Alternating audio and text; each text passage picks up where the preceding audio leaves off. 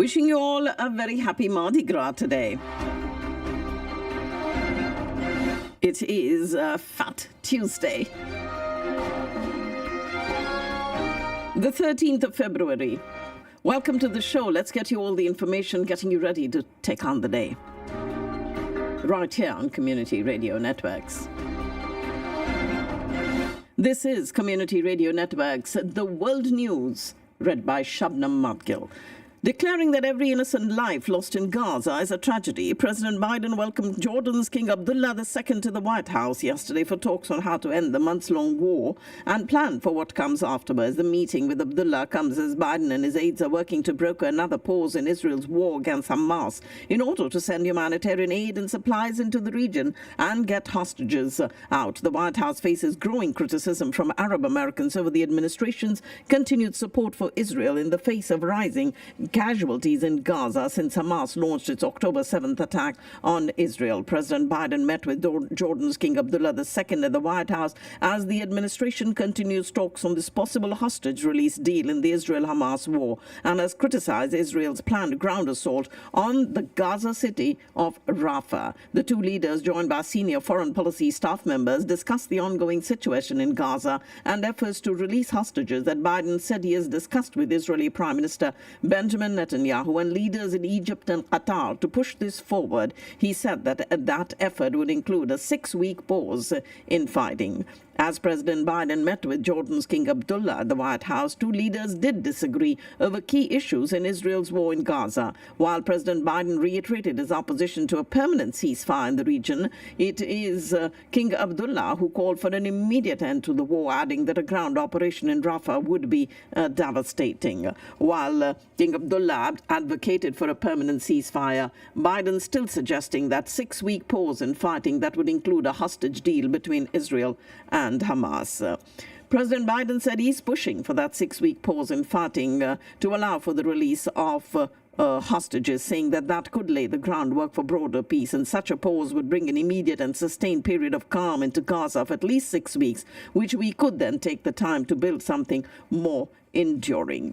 Israel announced a visa ban on the UN Special Rapporteur for the occupied Palestinian territories over recent comments denying Hamas's October 7th raid was anti-Semitic. The UN-appointed independent expert Francesca Albanese said last week she disagreed with French President Emmanuel Macron's description of the attack as the biggest anti-Semitic massacre of our century. A top UN official in Gaza said he has no idea where to evacuate civilians from the city of Rafah after a call from the Israeli government for assistance. Meanwhile, ladies and gentlemen, the Senate early this morning passed a $95.3 billion aid package for Ukraine, Israel and Taiwan, pushing ahead after months of difficult negotiations and amid growing political divisions in the Republican Party over the role of the U.S. abroad. And the vote came after a small group of Republicans opposed to the $60 billion for Ukraine held the Senate floor through the night, using the final hours of the debate to argue that the U.S. should focus on its own problems before sending more money overseas. But 22 Republicans voted with nearly all Democrats to pass that package 70-29, with supporters arguing that abandoning Ukraine could embolden Russian President Putin and threaten national security across the globe.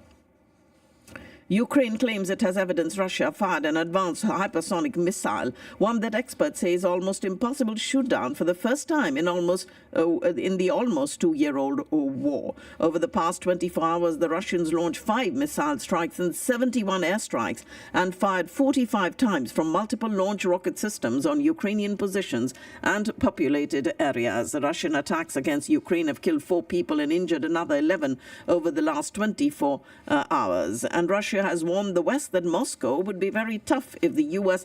and the European Union seized hundreds of billions of dollars worth of Russia's assets after President Putin sent troops into Ukraine.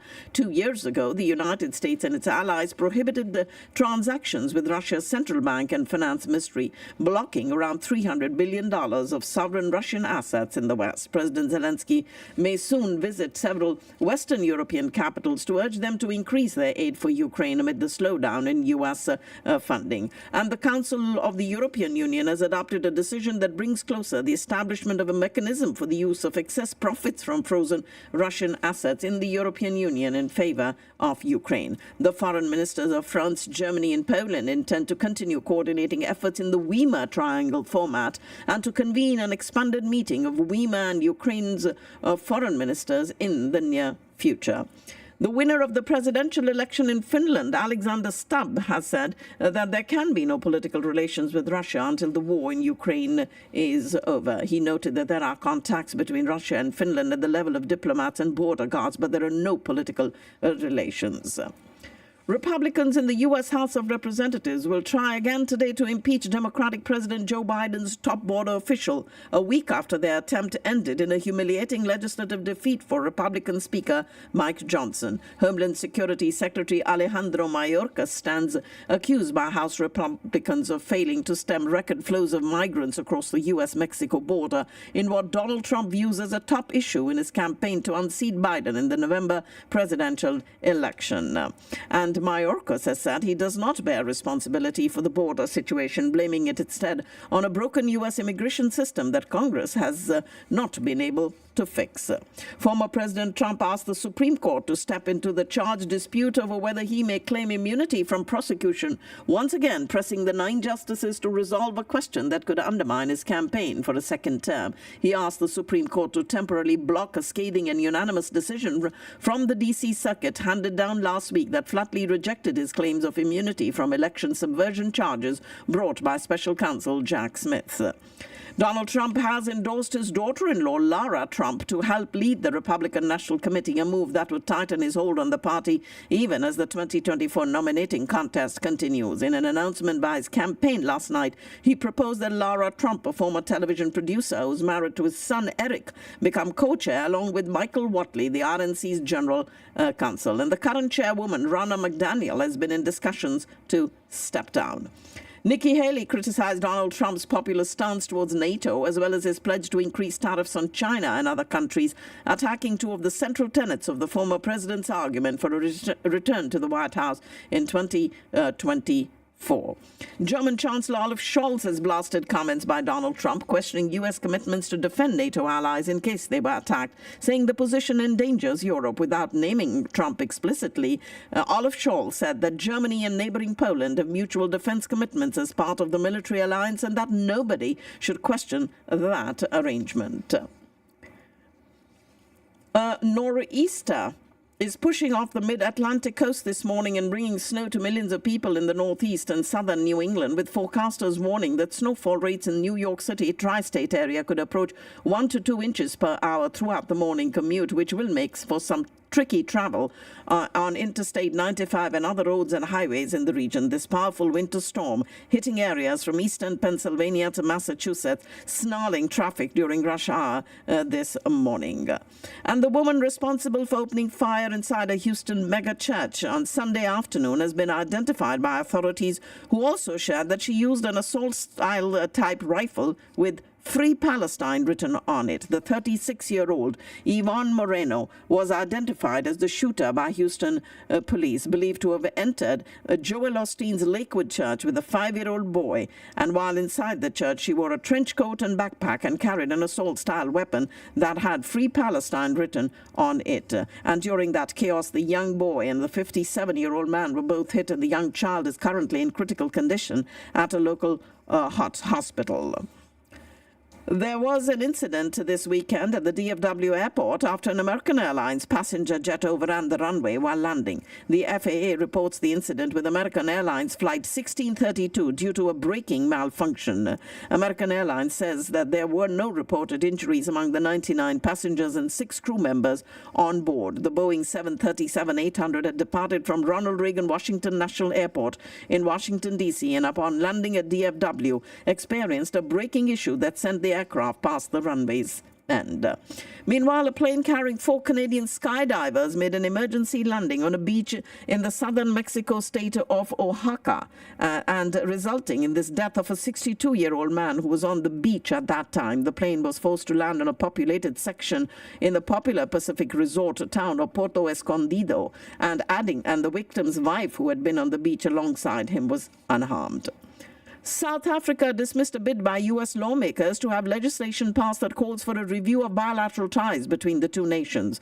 2 congressmen introduced a bipartisan bill to the House of Representatives criticizing a series of foreign policy positions taken by South Africa, including its case before the United Nations International Court of Justice accusing Israel of genocide. The proposed bill adds to criticism by U.S. lawmakers last year of South Africa's refusal to back the Western stance on Russia's war with Ukraine and its deepening relationship with the BRICS economic bloc. A new political party in South Africa, backed by former President Jacob Zuma, may end the dominance of the African National Congress, which has ruled the country since the end of apartheid. And it is Senegal's government that cut access to mobile internet services for a second time in as many weeks in a widening crackdown on dissent after the authorities postponed presidential elections scheduled for this month. Ladies and gentlemen, you're listening to the World News on Community Radio Networks on this Fat Tuesday, wishing you all a very happy Mardi Gras. New Zealand could hardly not be confident of sealing their first series triumph over South Africa in 72 years of trying when they take to the field at Hamilton's Seddon Park for the second test today. The Australian government said it will outlaw doxing, the malicious release online of personal or identifying information without the subject's permission, after pro-Palestinian activists published personal details of hundreds of Jewish people in Australia. Philippine President Ferdinand Marcos Jr. will address a rare joint sitting of Australia's Parliament in a sign of Canberra's deepening ties with Southeast Asian nations at a time of strategic competition in the region. He will speak to Australian lawmakers in Canberra on the 29th of this month, according to Prime Minister Anthony Albanese. And a joint sitting of both houses of Parliament is a rare honour, previously only accorded to leaders such as US Presidents Barack Obama and George W. Bush and Chinese leader Xi Jinping.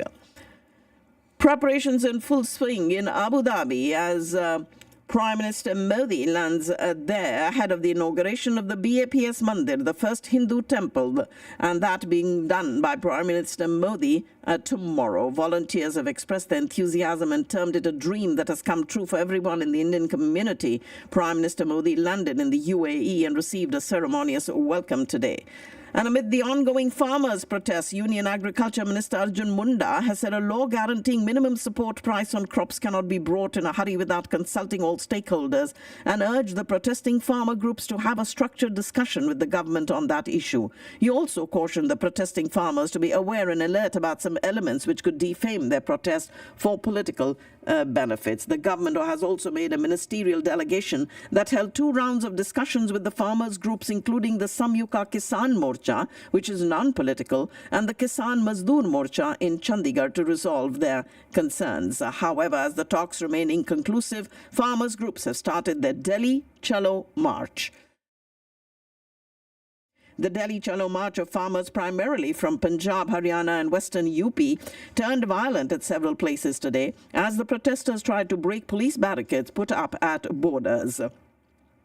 Around 50 farmers' organizations have hit the streets demanding law for minimum support price for crops. And the drone footage has captured the heightened security measures implemented by the Delhi police at the Singhu border as these preparations intensified ahead of the farmers' scheduled march towards the capital today. Elaborate security arrangements have also been made at the Lok Kalyan Marg, where Prime Minister's residence is located, and the residences of Union Home Minister Amit Shah and Agriculture Minister Arjun Munda. And apart from sealing 3 borders of Delhi, Singhu, Tikri and Ghazipur, the Delhi police has put up multiple layers of barricading at various roads leading to the Parliament and the central part of Delhi.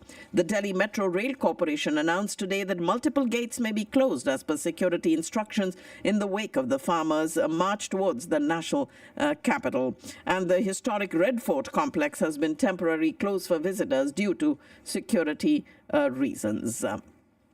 A day after quitting Congress, former Maharashtra Chief Minister Ashok Chavan today joined the BJP in the presence of Devendra Fadnavis.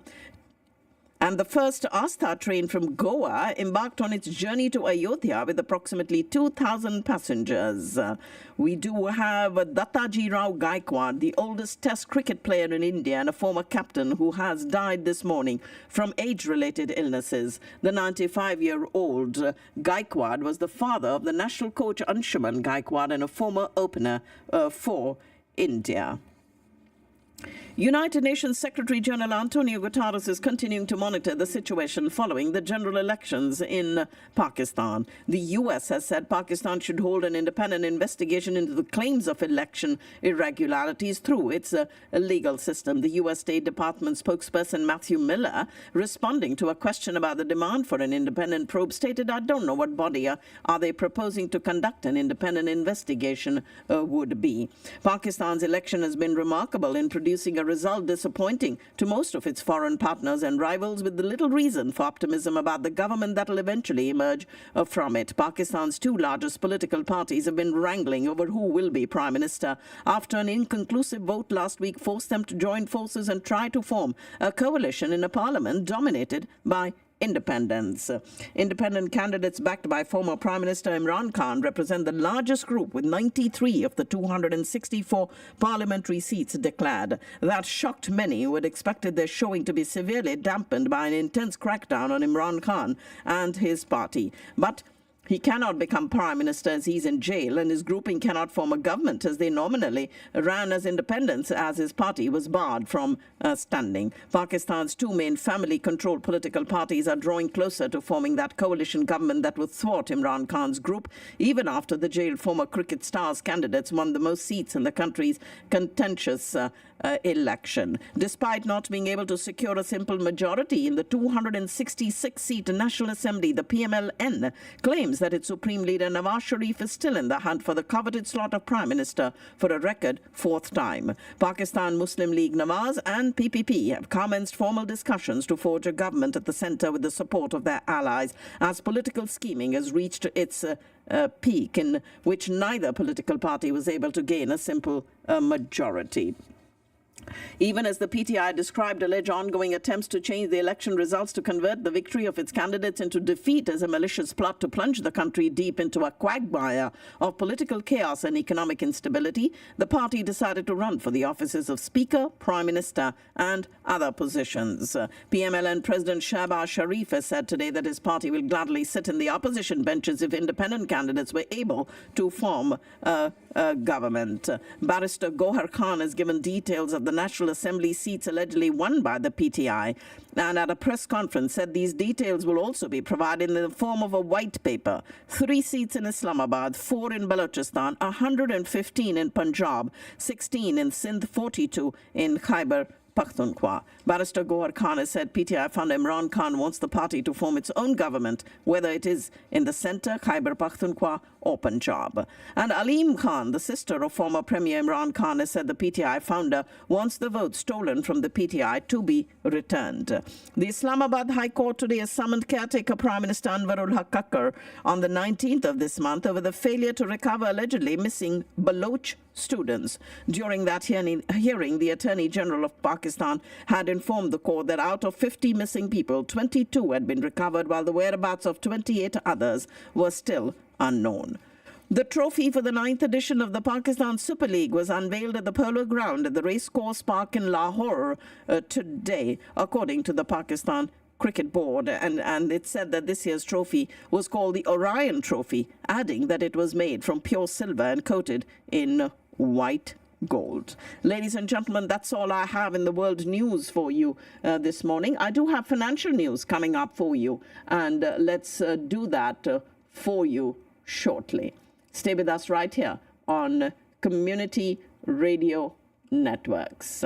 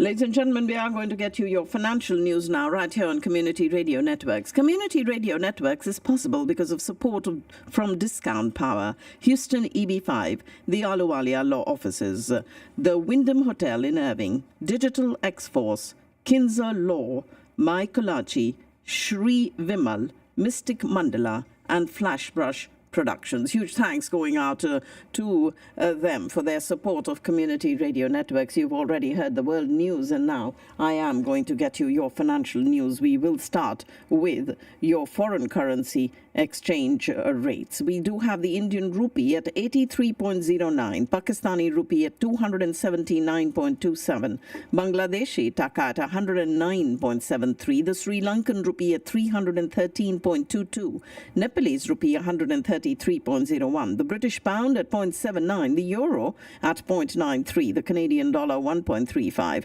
the Australian dollar 1.55, Mexican peso 17.18, Chinese yuan 7.19, Japanese yen 150.46, Russian ruble 91.15, the Thai baht at 36, and the Turkish lira at 30.73. U.S. stock futures retreating today, sliding away from recent highs as investors looked ahead for a crucial inflation update that could shift the needle for interest rate cuts. S&P 500 futures sank 0.4% after the benchmark faltered yesterday in its bid to keep its historic rally above 5,000 going. Futures in the Dow Jones Industrial Average fell 0.1%, losing grip of a record closing high, while those on the tech-heavy Nasdaq 100 dropped 0.6% to pace declines. Today, investors will digest one of the most important data points the Federal Reserve will consider in its next interest rate decision, and that's the January's Consumer Price Index, which is set for release today. Bitcoin spiked above 50,000 for the first time in more than 2 years as investors grow optimistic that U.S. approval of broader trading in the unit will ramp up demand. Bitcoin hovering around 50,000 after scaling the closely watched level for the first time in over 2 years, a remarkable comeback from the crypto scandals and wipeouts that had cast doubt on the industry's viability.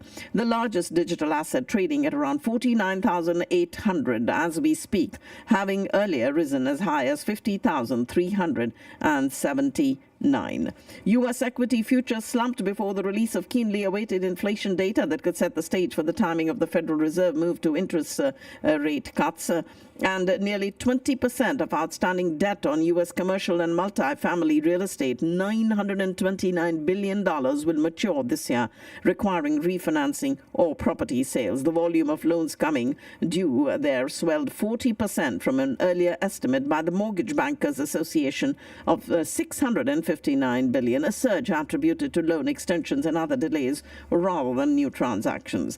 The S&P 500 index is approaching a technical roadblock there, after eclipsing 5,000 for the first time, triggering a contrarian sell signal for stocks. And Nvidia Corporation briefly overtook Amazon.com in market values, the latest milestone in a stunning rally over the past year, fueled by soaring demand for its chips used in artificial intelligence computing. Nvidia rose almost 0.2%, closing with a market value of about $1.78 trillion, while Amazon fell 1.2% and ended with a closing valuation of $1.79 trillion. Google CEO Sundar Pichai announced that his company has logged 100 million subscriptions to Google One, its all-in-one subscription service that opens up additional storage for free service like Gmail, Drive, and Photos, as well as access to more features. ARM holdings have soared again, extending a 3-day rally that has driven its value up almost 100% after a blockbuster earnings report last week showed artificial intelligence spending is bolstering sales. Activist investor Carl Icahn disclosed a 9.91% stake in JetBlue Airways Corporation, calling the stock undervalued, and said he's had talks with management about the possibility of representation on the board. JetBlue shares surged as much as 17% in pre-market U.S. trading as Carl Icahn became the third largest shareholder in the carrier with a $204 million stake. Coca-Cola beat Wall Street estimates for fourth quarter revenue today as the beverage maker benefited from higher product prices and buoyant demand, especially for its namesake drink, sending its share up about 1% before the bell today. Coca-Cola's average selling price has risen 9% in the fourth quarter, and its net revenue rose to $10.95 billion in the quarter compared with $10.20 billion a year earlier. Elon Musk told U.S. Republican senators there's no way that Russian President Putin could lose the war in Ukraine, weighing in on a conflict that has been affected by Musk's own Starlink satellite service. The billionaire chief executive officer of Tesla made the comments in a forum on X Space, part of his X social media platform, and the discussions included opponents of a Senate bill that would provide further assistance for Ukraine to continue battling the full-scale Russian invasion that began 2 years ago. He was joined by Ron Johnson of Wisconsin, J.D. Vance of Ohio, and Mike Lee of Utah, as well as Vivek Ramaswamy, a former Republican presidential candidate, and David Sachs, a co-founder of Kraft Ventures. Tiger Woods is back in action this week, and he has finally unveiled his new apparel company. He officially announced the Sunday Red apparel line with TaylorMade in Los Angeles. The line will feature both apparel and footwear with a new Tiger logo, different than his old TW brand logo, and officially will launch on the 1st of May. The announcement comes days after he's set to make his return to the course of the Genesis Invitational, which will mark his first tournament back on tour since he withdrew from the Masters last April. Announced last month on social media that he and Nike were ending their partnership after 27 years. Woods first signed with Nike in 1996, and he quickly became one of the most prominent faces the apparel giant had. Now his Sunday Red look, which he started wearing for the final round of every tournament because his mother, Kultida, told him it was a power color, became one of the most iconic in all of sports. Sony Music Group has reportedly bought half of the latest Michael Jackson's recording and publishing rights for $600 million after a year of negotiations. The deal, if finalized, values the iconic pop artist's music catalog at $1.2 billion, the richest to date. Of course, Michael Jackson was a pioneer in investing in music catalogs, having famously outbid Paul McCartney for the rights to the Beatles' music in 1985, a move which reportedly significantly strained their relationship.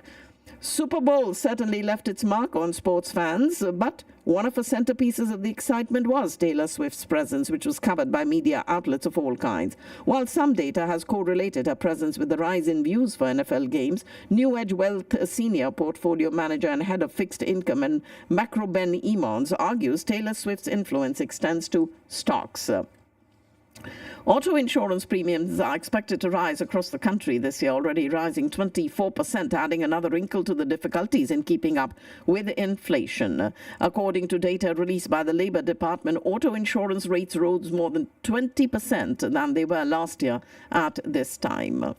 We're only 7 weeks into the year, but gas prices are already setting records across the country. Several states have seen a spike in gas prices over the past week, and in some cases more than 25 cents per gallon, setting new highs for 2024. Now, out of the most expensive markets, Hawaii is at number 1 and California at number 2. And in the least expensive, we do have Texas at number 10.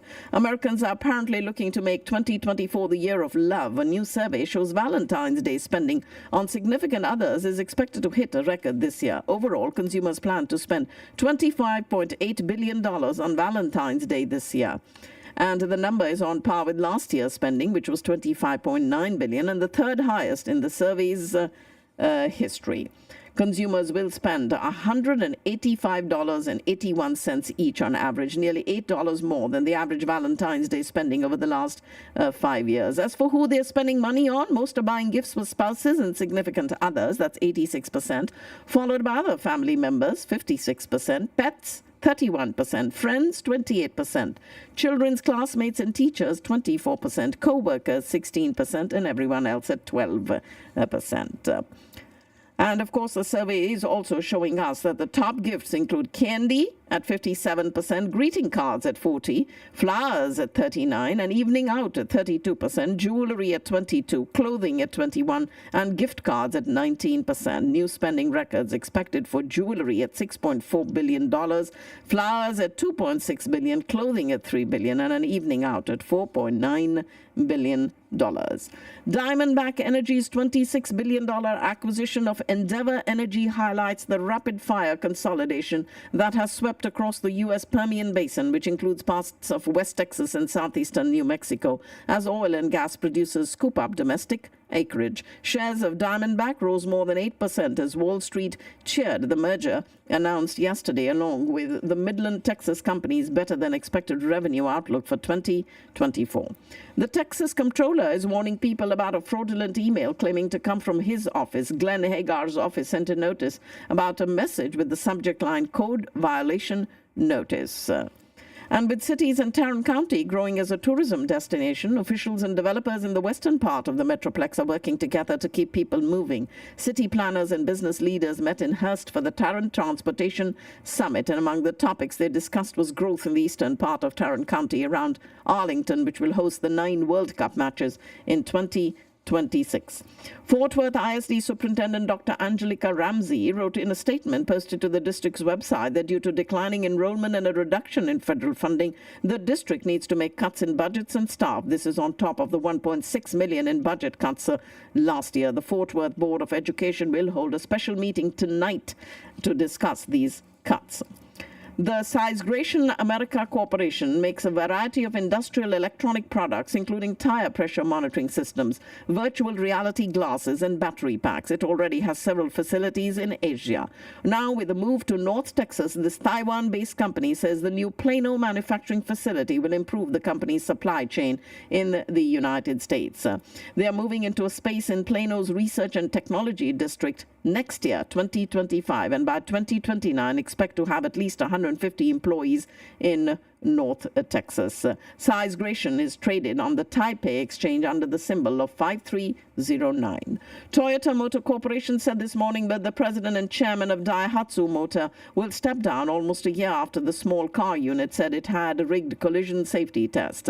The departures are among the most drastic changes Daihatsu has made so far, as Toyota seeks to return the brand to its roots as one of Japan's most iconic compact car makers. And Toyota is facing a potential hit to its reputation from the safety certification lapses at Daihatsu, as well as separate governance issues at truck maker Hino Motors and affiliate Toyota Industries.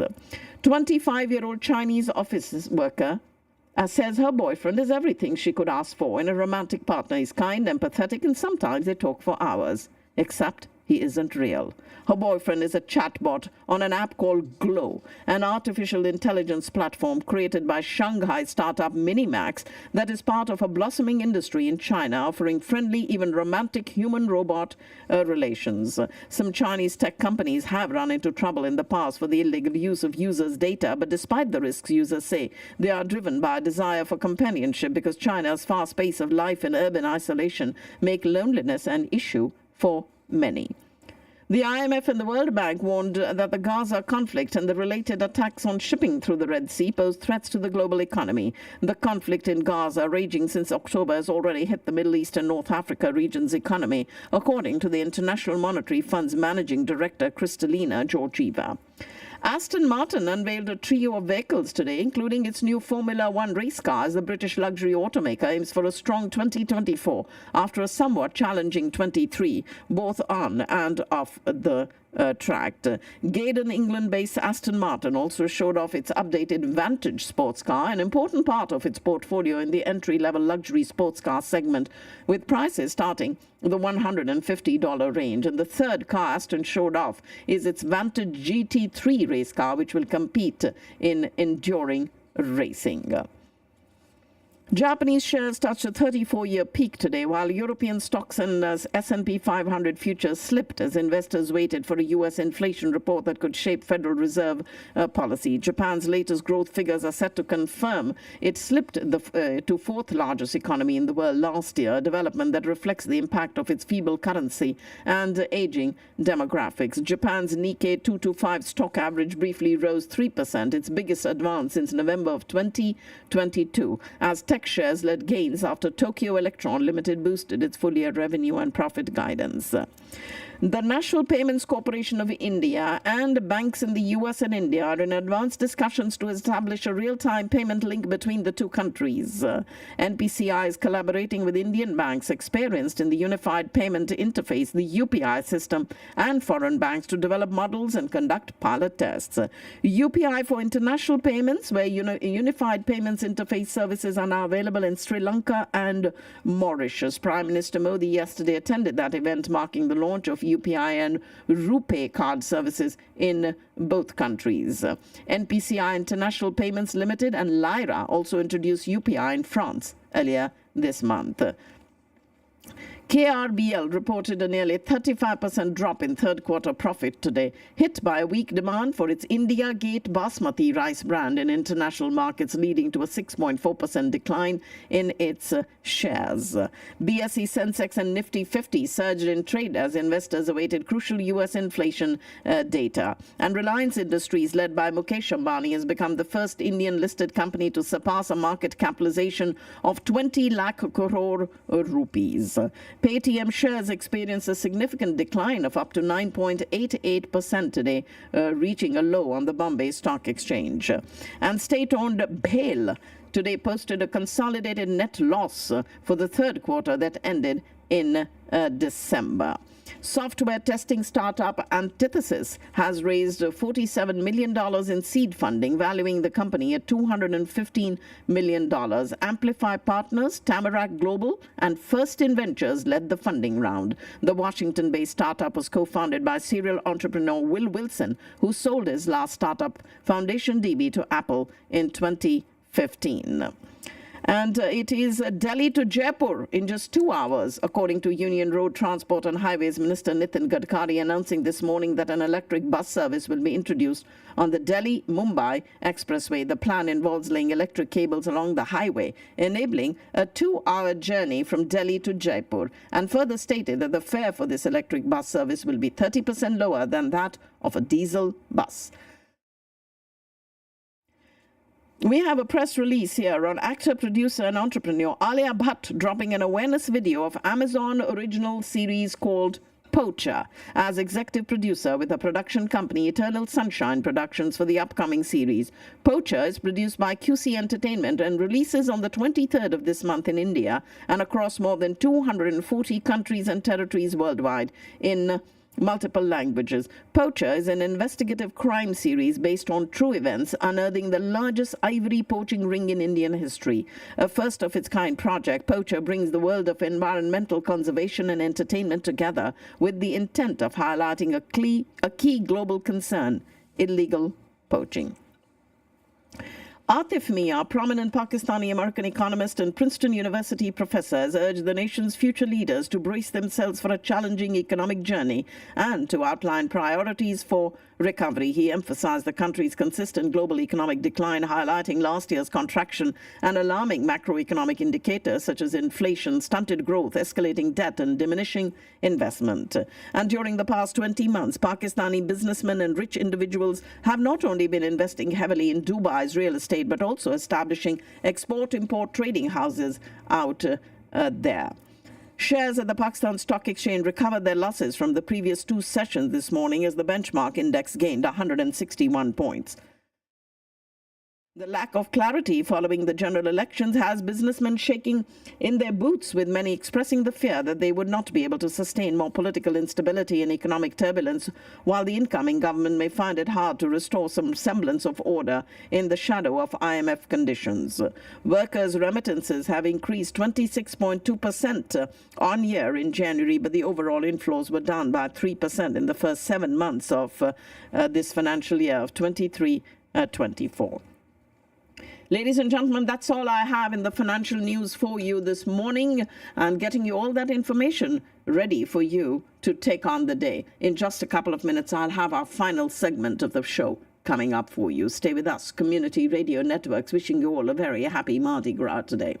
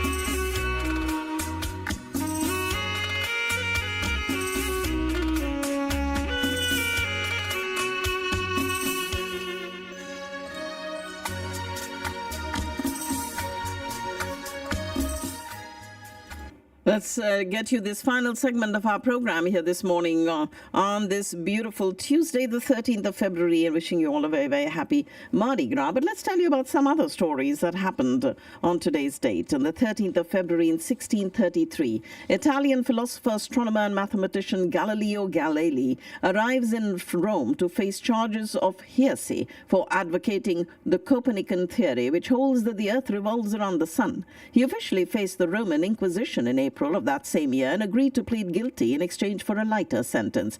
Put under house arrest indefinitely by Pope Urban VIII, he spent the rest of his days at his villa near Florence before dying on the 8th of January in 1642. The son of a musician, was born in Pisa in Italy, in what is today known as the country of Italy. He entered the University of Pisa planning to study medicine, but shifted his focus to philosophy and mathematics. Became a professor at Pisa for several years, during which time he demonstrated that the speed of a falling object is not proportional to its weight, as Aristotle had believed. According to some reports, Galileo conducted his research by dropping objects of different weights from the Leaning Tower of Pisa. He was a math professor at the university there in Padua, where he developed a telescope that enabled him to observe lunar mountains and craters, the 4 largest moons of Jupiter, and the phases of Venus. He also discovered that the Milky Way was made up of stars.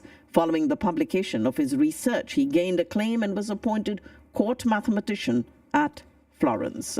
And his research led him to become an advocate of the work of the Polish astronomer Nicholas Copernicus. However, the Copernican theory of a sun-centered solar system conflicted with the teachings of this powerful Roman Catholic Church, which essentially ruled Italy at the time.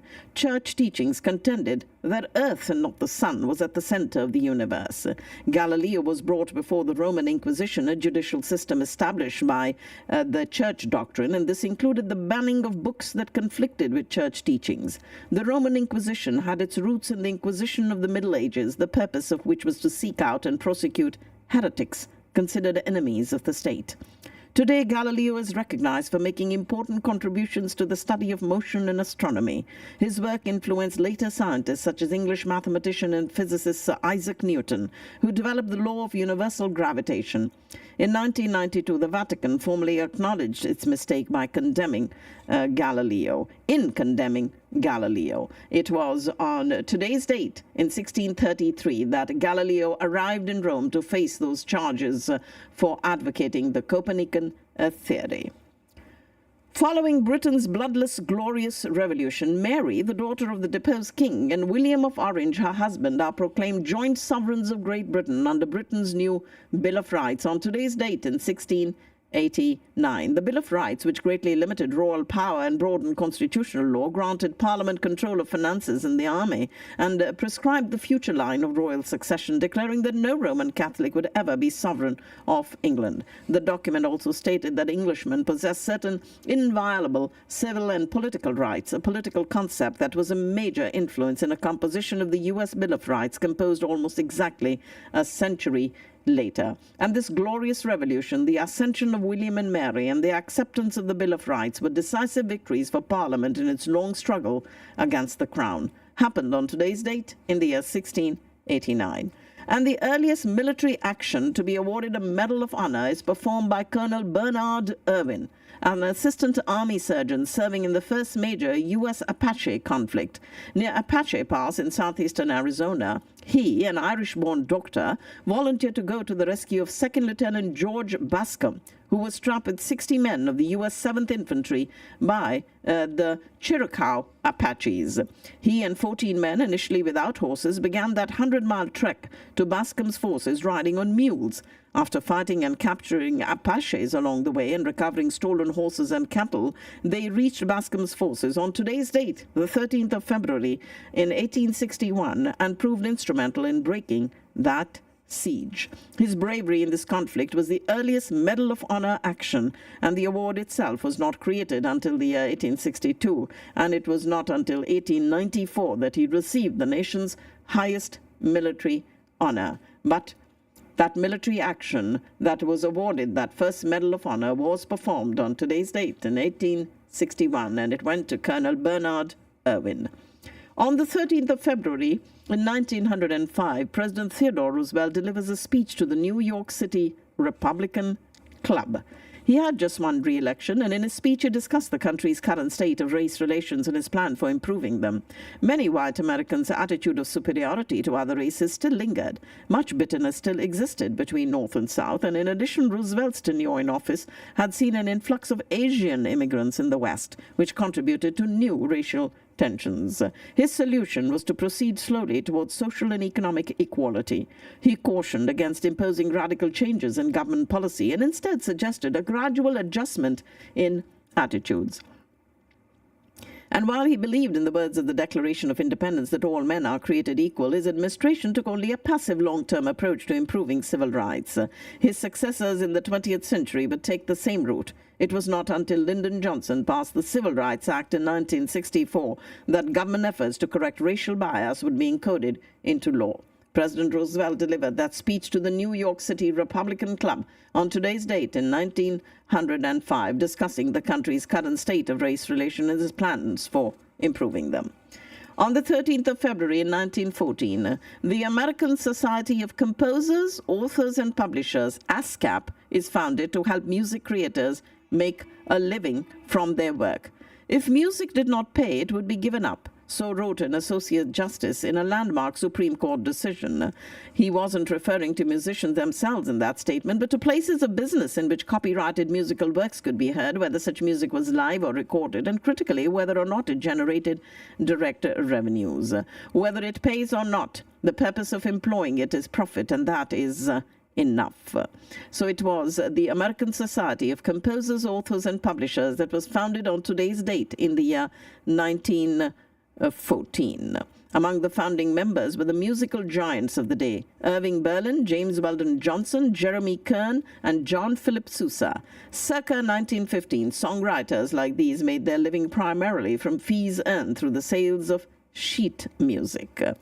And ASCAP was formed. The broadcasting industry in particular has continually offered resistance to the ASCAP approach, going so far as to create what is now ASCAP's biggest competitor, which is Broadcast Music Incorporated, BMI, in an effort to find more favorable economic terms. Yet the size of the ASCAP catalog and the popularity of the roughly 8.5 million songs that it encompasses effectively force commercial music users to become ASCAP licensees. The League of Nations, the international organization formed at the Peace Conference at Versailles in the wake of World War I, recognizes the perpetual neutrality of Switzerland on today's date in 1920. Switzerland was a loose confederation of German, French, and Italian-speaking communities until when the French, under Napoleon Bonaparte, conquered and unified the country as the Helvetic Republic and imposed a constitution which was enforced by French occupation troops. Bitterly resented by the Swiss people, the French occupation ended when Napoleon agreed to a new Swiss-approved constitution and withdrew his troops.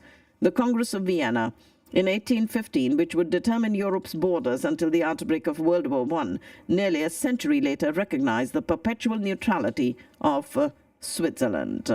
And the League of Nations recognized the Swiss neutrality on today's date in the year 1920. The League voted to recognize this neutrality, and the League also established its headquarters in the Swiss city of Geneva, a tribute to the country's neutrality as well as its relative economic and political stability, which has continued to the present day. On the 13th of February 1923, the New York Renaissance, the first all-black professional basketball team, is organized. The Renaissance, commonly called the Wrens, became one of the dominant teams of the 1920s and 30s. It was organized on today's date in the year 1923, and the team played its first game in November, winning 28-22 against the Collegiate Five, an all-white team. The Wrens' immediate success and notoriety helped shift the presence of African-American sports from the amateur level to the professional level. And in 1932-33 season, the Wrens, led by future Hall of Famers William Pop Gates and Charles Tarzan Cooper, won 88 consecutive games. In 1939, 7 years before the launch of the NBA, the Wrens won the World Professional Basketball Tournament. And in 1949, the Wrens, then based in Dayton, Ohio, played their last game as part of the racially integrated National Basketball League. And by that time, the NBA was up and running and in interest in barnstorming basketball had waned.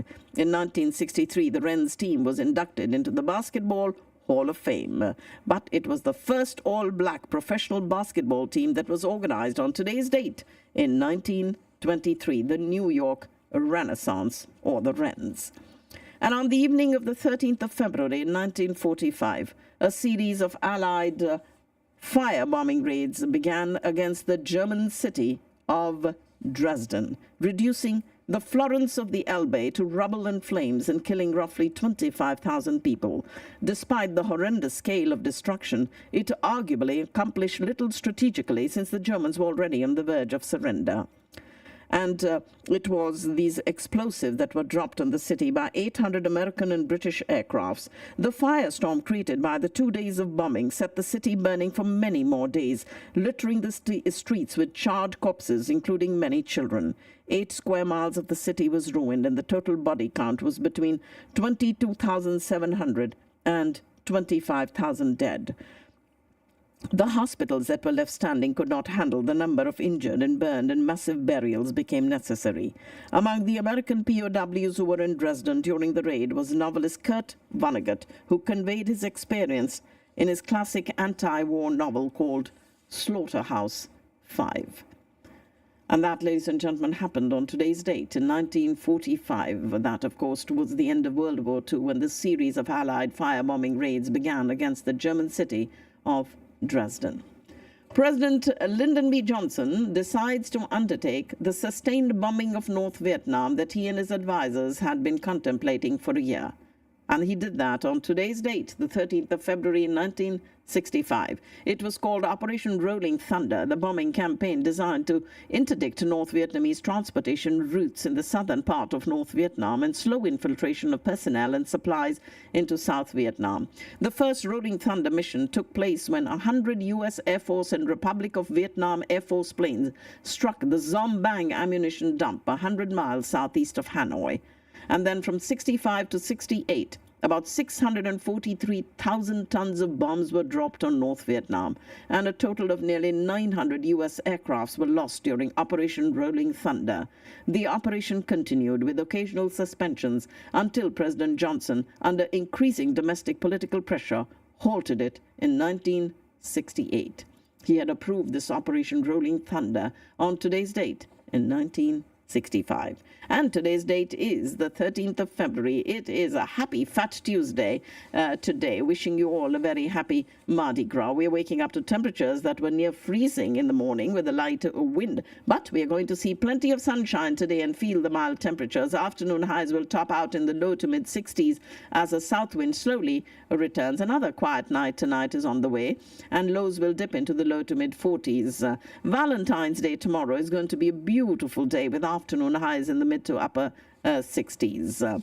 We do have a stretch of southbound Loop 12, the Walton Walker in Irving, that is shut down all morning, and it probably will until noon, following a fiery crash this morning involving 2 18-wheelers. The crash occurred near Irving Boulevard and involved 3 vehicles, including 2 large semi-trucks. One of the vehicles fell from a bridge. 2 people transported to a local hospital. Their condition is still unknown, but all southbound lanes closed at Shady Grove as officials investigate this crash, and all drivers are being asked to find alternate routes in this morning commute.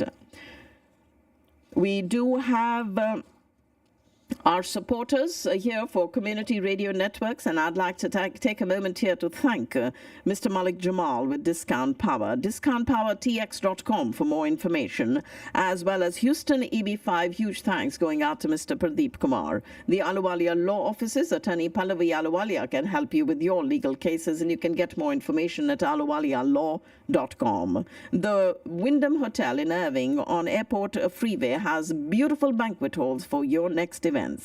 Digital X-Force under the leadership of Lalit Ahluwalia, and that, ladies and gentlemen, gives you your cyber report that we bring to you once a week on Saturdays. Attorney Kimberly Kinzer can handle your immigration case, and more information on her firm at kinzerlaw.com. Also, big thanks going out to the Mai Kolachi, as well as the recently acquired Ruchi Palace in Carrollton, that also has a banquet hall. Big thanks going out to Shri Vimal on Airport Freeway and MacArthur, and they have the Vimal's venue there now, and as well as their Eggaholic restaurant, which is on MacArthur and 635. To Vijay and Ananda, huge thanks to Mystic Mandala and to Priya with Flash Brush Productions. The Texas Indo-American Physician Society, the Northeast chapter, TIPS, have now a new mentorship program. The TIPS is inaugurating this mentorship program to help students of Indian and South Asian origin. For medical students in the North Texas region and graduates of Indian Medical School who are looking for residency positions, fellowships, clinical and research observerships, and jobs. Now, for more opportunities and information, you can send an email to mentorship at TIPS NEC. NEC is the Northeast chapter, and TIPS is the Texas Indo-American Physician Society. So mentorship at tipsnec.org. We do have the Grand Center presenting Celebrate Love, a Valentine's party that is happening this Friday at the Grand Center with exotic drinks, cocktails, appetizers, food, live DJ and live singing, and lots of entertainment. Tickets are available at sulekha.com, or you can call Gagan Bhalla at 469-878-1112. 469-878-1112. Music Must Be Magic with the DJ Manish will provide all your music and entertainment. We have Vimal Kansara presenting Daisy Shah and Ali Kuli Mirza with a Bollywood Valentine night happening this Saturday the 17th at Vimal's venue. And for more information, you can call Vimal G at 817-881-2121. Helping Hearts, Caring Souls are having the annual fundraising dinner and entertainment to support people with disabilities in Pakistan on this Saturday, the 17th of February, at the Crystal Banquet Hall in Plano, and a tribute to Madam Noor Jahan by Saima Jahan. For more information, you can call Anjum Anwar, 469-556-6475, 469-556-6475. And your presence to this Helping Hearts, Caring Souls event is the heartbeat of the kindness and compassion that will shine brightly on this Saturday night filled with music and dinner. The Spirit of Innovation Technology competition is happening on the 23rd of this month from 9 to 3:30 at the Brookhaven College, where local graduate and undergraduate students competing in the U.S.-India Chamber of Commerce Foundation Spirit of Innovation competition. And we do have the business plan round that will be happening in April. But before that, the U.S.-India Chamber of Commerce invites you to the annual Women's Conference, Power Refined, happening on the 1st of March at the Dallas Plano Marriott at the Legacy Town Center at 9:30 in the morning. And the keynote speaker is St. Marshall, the CEO of the Dallas Mavericks, breaking barriers and elevating each other. She is the CEO of the Dallas Mavericks, and she's going to be the keynote speaker at the 8th Annual Women's Conference on the 1st of March, providing professional and entrepreneurial women with a platform to be inspired, to network, and to grow. And this year's theme is breaking barriers and elevating each other. Registration is open, so you can get your tickets by going to the Chamber's website, which is usicoc.org, U.S. India Chamber of Commerce, for the 8th Annual Women's Conference. On the 2nd of March, you can watch a English family play called Maya at the NAC Theatre in Frisco, and is written and directed by Sumit Rekhi. On Sunday, the 3rd of March, Jubin Nautiyal live in concert at the Raleigh Underground on Las Colinas Boulevard. For more information, you can call Muhammad Abbas at 214-679-6818. It's brought to you by 360 Shows, Diamond Productions, and 24/7 Entertainment. And that is Jubin Nautiyal live in concert at the Raleigh Underground. We do have the 5th of March is your election day for the primaries. Please don't forget that. And International Women's Day, which is actually on the 8th of March, are warmly inviting you to join for a United Nations International Women's Day celebration at 5:30 on Friday, the 8th of March. International Women's Day. Invest in women, accelerate progress. Music, videos, skit, messages by honored guests, guest speakers, followed by dinner. This is happening at the Brahma Kumari's Meditation Center on Josie Lane in Farmers Branch, and that is on the 8th of March. We do have lots of Women's Day celebrations, and that, ladies and gentlemen, are happening for you in town here for each of you to be a part of. Also would like you to know that the India Association of North Texas is celebrating International Women's Day on the 8th of March from 5:30 to 8. Invest in women, accelerate progress. And that will be at the Collin College Frisco Campus Conference Center in Frisco. You can get more information on the India Association's website, which is iant.org. The Festival of Colors, please mark the 14th Annual Festival of Colors Holy Mela on the 23rd of March, and more information at dallasfestivalofcolors.com. Texas Women's Society is presenting McKinney Asian Festival, cultural food, live performances, fun activities, and a lantern walk on at the Glenn Mitchell Memorial Park in McKinney.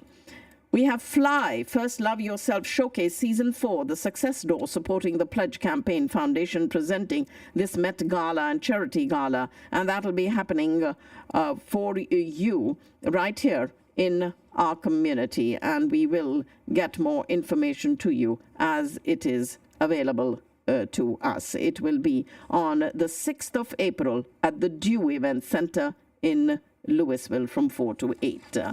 And we are thrilled to invite you to the 2024 Pratham Dallas Fort Worth Gala, an extraordinary evening dedicated to empowering children and young people in India to transform their lives in communities, happening on Saturday, the 20th of April at the Omni Frisco Hotel. And this year's gala theme, Changing Lives, Transforming Communities, will highlight the remarkable impact of Pratham's work in expanding access to quality learning opportunities. April the 20th on your calendars, and please join us for this unforgettable evening of exquisite dining, inspiring company, and a cause that truly matters.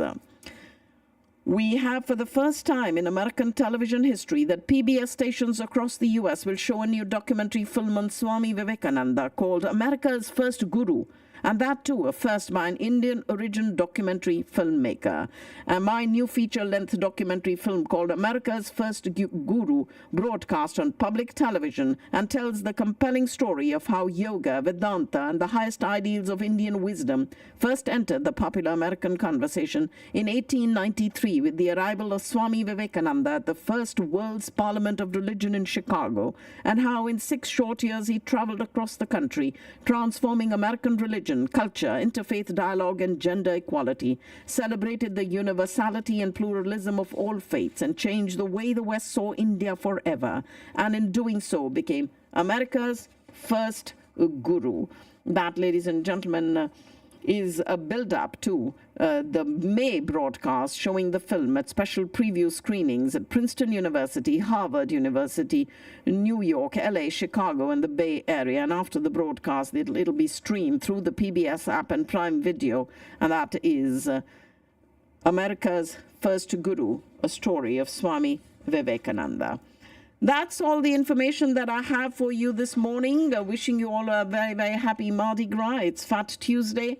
You all make sure you all have a wonderful time, and we will bring you more information right here on Community Radio Networks. For those of you who would like to reach me directly, my number is 214-675-1754.